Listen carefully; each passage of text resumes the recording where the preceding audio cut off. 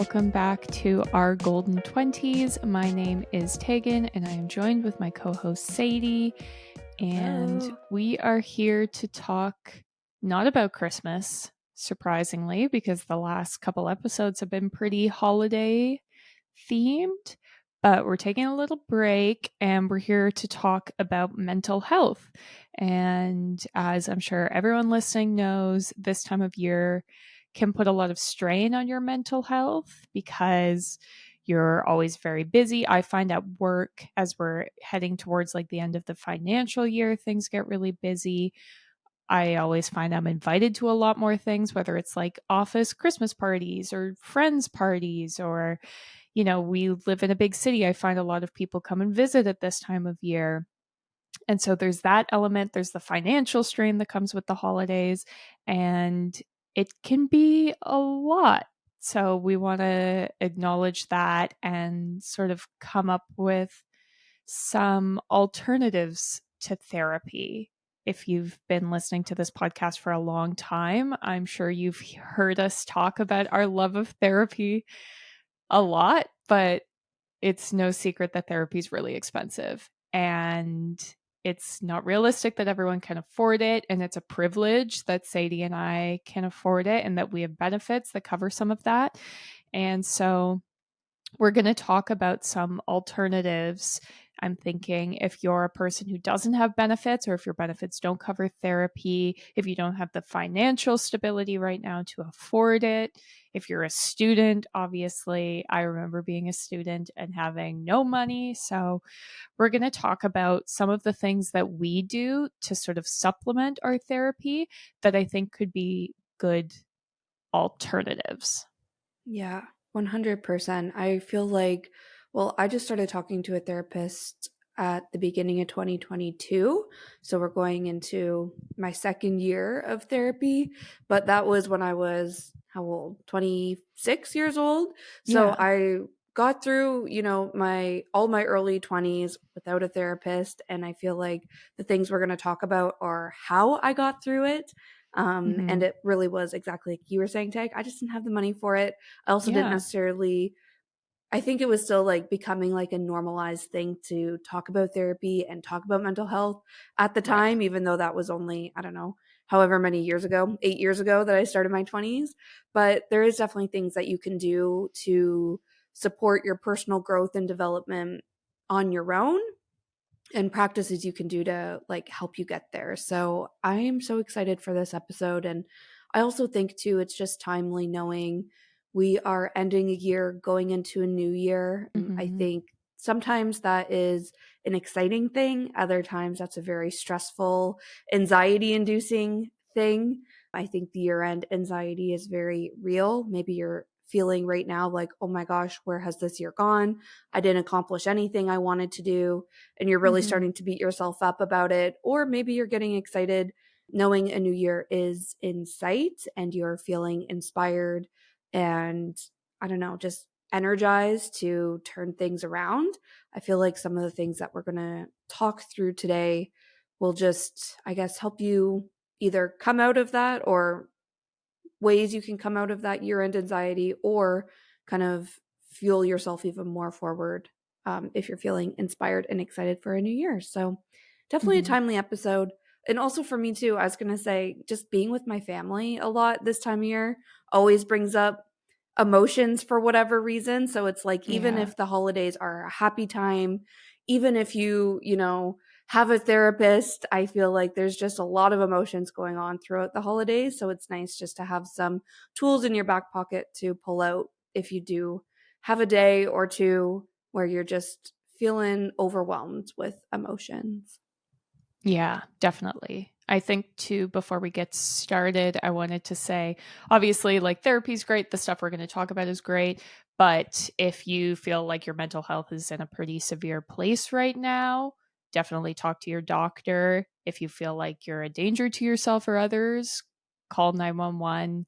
There are trained professionals who can help you. This is, more for people who I think can function but feel that spike of mental like unwellness at this time of year. Yeah, that's a great call. I think an obvious place for us to start is journaling because, again, if you're an avid listener, you've heard us talk about this a lot. Maybe I'll pass it to you, Sadie, as our avid journal Journaler. chair person. Yeah.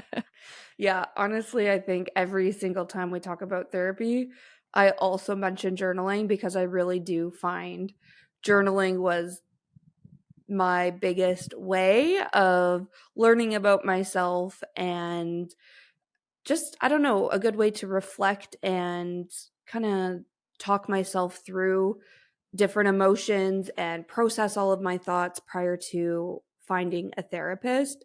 So I started journaling right at the time I was graduating college. And my journal actually, I keep all my journals. I've now gone through 3 journals and I have them all. And every now and then I'll go through them and read through them. And it's just funny to see myself talk myself through some of these really big transitional moments in life. If it was graduating college, starting my first full time job, moving into the apartment that I currently live in, which was my first apartment post grad. Like, there's so many things where I'm so glad I have these journals to reflect back on, but I'm also so proud of myself for, you know, using that space to just write down exactly what I was thinking and use that to figure out what I was going to do next. So I think journaling is a great way to document all of that, but I think it's also where I go to set goals and, like I said, really, I don't want to use the word document again because I've been saying that so much, but to write down the journey, and to see your progress as well. And I think part of that is journaling during the good and the bad times. I know in past episodes when I've talked about journaling, there's been periods of my life where I only journal when things are going really bad. However, I think for it to have the full effect, it also needs to be when times are really good as well. And there's many journal entries that I've written where I write about bad things, and then the next journal entry is like, hey, remember how I said everything in my life was falling apart? Well, 1 month later, everything has turned around. And, I think it's kind of using those moments of journaling about the bad times to surrender, to get it all off your chest, to vent it all out, to, empty your mind and put all of those thoughts that are going up on in your mind, like down on paper, free up the headspace. But then it also just kind of, like I said, surrenders, puts it out to the universe, makes space for good things to happen. And like I said, I've seen that many times in my past journal entries where that is exactly the case. So, all of this to say, I think it can be a really great way to get to know yourself, to see your growth. And I think that's what therapy is all about. I think my therapist often points out to me, moments of growth are like, hey, like you should be proud of yourself for this, or, different Mm-hmm. things like that, where I think it's nice to be for that to be guided, but it doesn't have to be. And if you have a journal to reference, you can do a lot of that work yourself. So definitely a really great place to start. And I think it can be quite easy. It can be hard as well, obviously, but there's so many different ways to journal out there now. Like, there's guided journals that you can buy or download, or even just go to Pinterest. And I just had a huge Canadian accent when I said go, but go to Pinterest and look up journal prompts to get you started. But I think this is really accessible for a lot of people and a great place to start. Yeah, totally. I am not an avid journaler like you, but I do journal from time to time, a lot of goal setting and a lot of like ranting. But Hmm. I think, it's a great place to sort of like get your feelings, your thoughts, your emotions out, Yeah. which can be a big part of therapy. And it also kind of gives you perspective too, Hmm. which is another thing a therapist does. Like you were saying, when you get all of your emotions onto the page and then you look at it the next day, you're like, I have the perspective to see this wasn't a big a deal as I was Yeah, making it to be. exactly. So Yeah. there's definitely that element. And like you said, the cost can be free. You can be journaling by typing in the notes app on your phone or by doing voice Yeah. memos on your phone or, for the cost of a notebook. If you go to the dollar store, Yeah. you can get a notebook for $1. So again, something very accessible, I think. I love the voice note idea because, to be Mhm. honest, I find our podcast very therapeutic because it's me.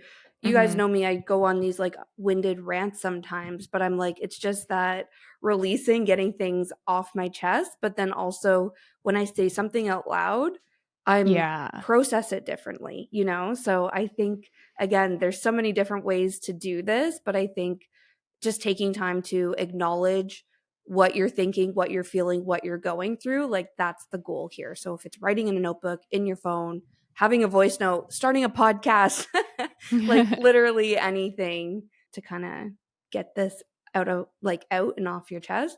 The other thing I was going to say, sorry, you made me think of this, but I also find sometimes in therapy, even you're afraid of saying something for being judged, even Yeah. like if it's to a professional who you're being paid or you're paying not to judge you, or a friend, or, you know, there's just certain Yeah. things where it's like, I really don't want to tell anybody this.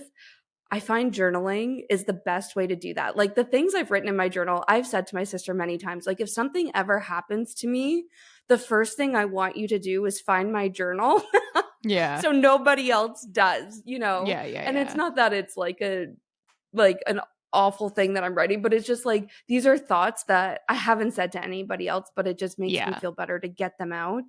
And where I put them is in my journal. So, yeah. Anyways, Yeah. I could talk about this all day, so I'll stop now. Maud's Okay. making an appearance. Sorry. Cat break. Yeah, the next thing that I thought of, which I like hate, but I also had to say it, is eating healthy. It's like, ugh, the worst. I don't even want to say it, but I'm gonna say it. I just feel like this can make you feel better.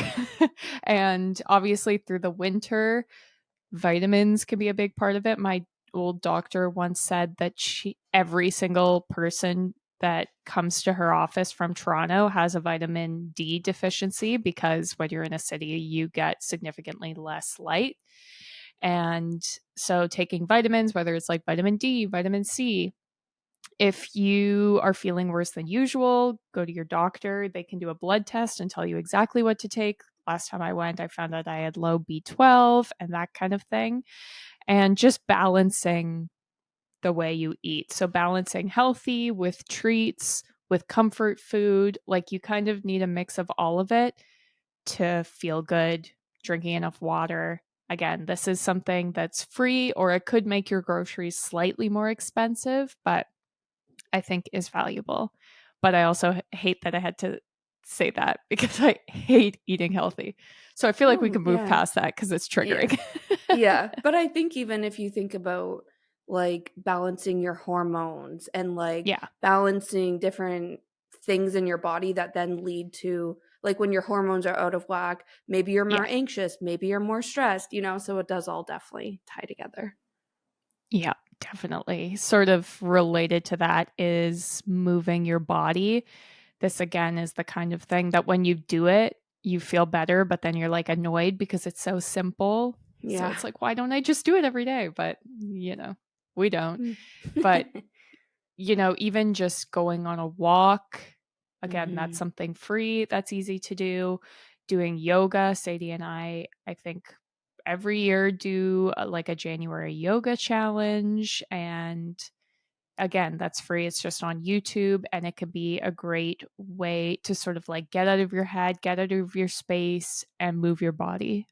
Yeah, 100%. I always find that moving my body is the best way for me to release stress because it's like a physical, this is like a more intense, well, no, not even a more intense workout. I was going to say that, but even like a power flow. This is like not really a relaxing yoga, like yin class, but Yeah. this might be like yeah, high energy, like vinyasa flow or something. I find that always releases my stress that I'm feeling after like a really crazy work day. And I think part of that too is exercise obviously releases endorphins, and those are Hmm. known to reduce stress and boost your well being in so many different ways. And I also think part of this too is boosting your energy levels because if you are feeling stressed, anxious, depressed for whatever reason, you obviously have very low energy, very low motivation to do anything. But I think if you can really talk yourself into doing a workout, you'll find that it can boost your mood and boost your energy at the same time. So, definitely good for mental health. And the other thing that I really like about exercise, and this is something that I really learned last year when I had really low self esteem coming Mhm. out of like COVID and whatever, I find working out consistently, showing yourself, hey, I'm putting in the effort to better myself, to show up for myself, like I'm capable of doing this. I'm capable of doing a 40-minute yoga flow. I'm capable of doing like a 20-minute hit workout, like whatever it is. It really builds your confidence over time. And I think this is kind of the key in it all. Talking to a therapist, like again, point things out, or you get more comfortable with yourself, chatting things out. But I think working out almost brings that getting comfortable with yourself, believing in yourself, and Mhm. being more confident in yourself. And that will translate off the yoga mat, outside of your workout class, and in every area of your life. So it is a really big thing to unlock, and exercising and moving your body can help you get there. Yeah, 100%. It can also be a great way to battle stress. If you've been here a while, you've probably heard me talk about the book Burnout: The Secret to Unlocking the Mhm. Stress Cycle. And in that book, they say one of the key things is working out, because especially if you're someone like Sadie or I, we work from home, we work from computers. They're like, our bodies are programmed to, when we feel stress, it's, from our ancestors, we're stressed because we're getting chased by a bear.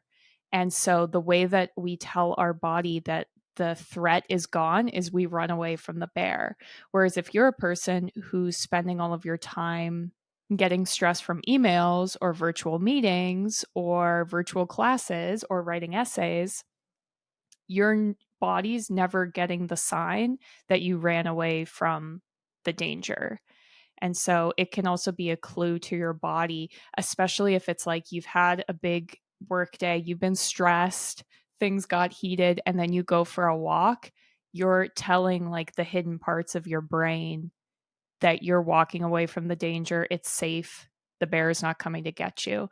And so if you're ever, I think, reaching a point of like, I am so stressed, I'm so burnt out, you might just want to be like, I want to curl up in a ball and lay in bed. But I do think it can be valuable to try and move your body to sort of like trick your brain, I guess, into understanding that you're safe, Yeah, I love that. which is I crazy. think, yeah. I think another thing why I like working out is because I find it meditative. And this is Mhm. the next part we want to talk about, was meditating. And I think why I wanted to start with it being a like workout is meditative, because I think when you say the word meditate, people imagine sitting on the floor, cross-legged, your hand like your palms up kind of thing, eyes are Yeah. closed. There's like some sort of sound bath happening around you, if it's like the sound bowls, if it's some spa music, or maybe it's a guided meditation with somebody like telling you to focus on your breathing. Like, yes, that is definitely a way to meditate, and I definitely think that's effective. But for me, I don't ever just sit and meditate. My way of meditating is by doing something where I'm only thinking about that one thing, or getting so lost in that one thing where I'm not thinking about anything at all. And oftentimes that's through working out. If it's like an actual workout class, or if it's yoga, I find my mind is completely blank, which is a good thing. And it helps, again, release that stress. You're not thinking about whatever you're stressed about. You're not thinking about whatever you're anxious about, and you can just be. And that's kind of the goal of meditating, is just being in that exact moment. I think something unrelated to working out that I find very meditative is cooking. And again, it's something I'm doing with my hands. I'm just thinking about doing what I'm doing, not everything else, like every single problem in the world. Like I might be like just sitting on the couch not doing anything. So I don't know. I just wanted to kind of put that out there too, for this whole like working out, but turning it into like a meditative time. Mhm. Yeah, and I find that with Spotify, and I'm sure YouTube, there are so many guided meditations out there, whether Yeah. it's like podcasts or sometimes I see them as songs. And that can be a really good option if you are feeling like your brain's running a mile a minute and you're like, I want to meditate, but if I just sit here, I'm just going to be thinking of my like to do list. You can get like really specific too. So it's like I've been in the past looking up like meditations for work stress, and what they're telling you has to do with dealing with stress from work or whatever it is. And so that can be really helpful. And even like short meditations, I find can make a difference. It doesn't Yeah. have to be like, I'm spending the next 30 minutes in silence. It can be like, I'm spending 2 minutes, Mhm. and that can be good enough. There's also some meditation podcasts out there, and it's the kind of thing where they'll upload, like some I subscribe to upload daily, some are weekly, and that can be really nice as well. Totally. I think the next thing on our list, maybe actually is a perfect segue, is listening to therapy based podcasts or reading self help books. And I also did a lot of this in my early Mhm. 20s, and I think it gave me so much perspective, but also made me feel less alone in tackling the things that I was going through. And I think this is, especially in your 20s, one of the biggest challenges with mental health is you just feel like you're the only person going through what you're going through just because it's the first time you're going through that, like Right. it's the first time you're experiencing post grad life. It's the first time you're moving out, living on your own without your parents, or the first time you're making friends outside of high school. Like, I don't know. I think it's just a lot of firsts and you feel very isolated and alone in that. So it's nice to have a therapist to talk to assure you you're not alone in it. But if that's not an option, I think, just hearing other people's stories and experiences is really great and reassuring and also very validating. And I think the biggest thing for me listening to these podcasts or reading self help books is just the perspective that it gave me. So it's like, okay, even if this person's going through the same situation as me, to hear how they're handling it or what they're doing about it inspires me to maybe also take action in the same way, or just gives me a different perspective, something I maybe wouldn't have even thought of when we're dealing with the same problem, if that makes sense. So I really think this is a great way, again, to just get perspective, maybe reflect on your own situation, your own actions by hearing how someone else is dealing with a similar problem differently. Yeah, definitely. I agree. I feel like you can find a lot of like tips and actions, like how I was just talking about the burnout book I read. Yeah, And I also find that it can help you like level up your life if you're surrounded by people who aren't really helping you get there, if that makes sense. Where, totally. it's that saying of like you're the combination of the five people you spend the most of your time with. Obviously, it's hard to just be like, well, I'm going to go move into the rich neighborhood and Hmm. and but it can be interesting to be reading the perspectives of these like highly successful people and be, I don't know, like drinking the Kool-Aid and feeling Yeah. that like motivation and thinking if they can do it, why can't I? Especially if you're surrounded by like no people, I guess. Yeah, definitely. And I think like the thing we're talking about here at the root of it all is just continuously growing and learning about yourself. And I Mhm. feel like, this is a great way to just learn in general, to open up your mind, to learn about other people, other ways of life, other ways of thinking. And all of this, I think, can really benefit you in your personal growth as well, and just overall to become a more empathetic person and just more well-rounded and open-minded. Yeah. And again, if you're listening and thinking books are expensive, you can get these books from the library. I've read some of my favorite self-help books just for free from the Toronto Library, or like we said, podcasts. There's so many self-help podcasts out there, including ours, that I feel like can be a good resource that are pretty accessible. Yeah, totally. I think the next thing on the list was all about routine And we talk so much about routine on the podcast, and you guys love it, to be honest. Like, I think it's still some of our best or most listened to episodes. But really, routine can look like so many different things. I think we talked about our morning, night routines, work from home routines. We've talked about our beauty routines. Like, I think you can pick any one of these, or maybe all of them if you're feeling ambitious, and focus on almost perfecting it in a way. And why I think routine is so important for your mental health is it's, first of all, a really great way to show up for yourself and to stay accountable to yourself. I think, especially if you're struggling with your mental health, I know for me anyway, as soon as I'm feeling down and low, all I want to do, like you were saying earlier, Tag, is like curl up in Mhm. bed or lay on the couch, scroll Yep. TikTok, order like junk food. Like, my routine goes out the window because I'm not feeling good and motivated to stay on it. However, as soon as I break the cycle and get back on my routine, I find it always pulls me out of that low feeling. So, definitely worth mentioning. And I also think, when we talked about routine in the past, we've talked about how it gives you a sense of control, which can also really help reduce your anxiety. So, if you're feeling like you have so much going on, so many things are out of your control, I think finding a routine and sticking to it is the one thing you can control. And I think it also can really give you a sense of accomplishment to help you manage your stress, or even if you're feeling depressed. I think, being able to be like, well, I got up, brushed my teeth, did my hair, put on an outfit, like that is a sense of accomplishment. Or maybe it's your wind down night routine. You're like, well, I read like 3 chapters of my book tonight. That is a win for the day. Just gives you a little win in the day. Yep. 100%. I think, sort of related to routine, a big thing for me is like booking time for myself, booking Mm-hmm. time to like be selfish. I'm the kind of person where I need to like give myself permission to do that.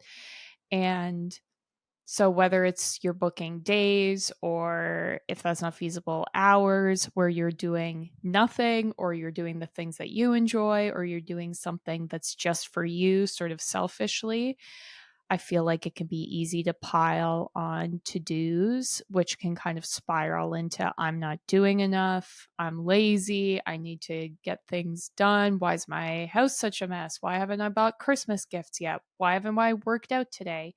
And so booking time to be like, no, this is me resting, and rest is productive, can also be good.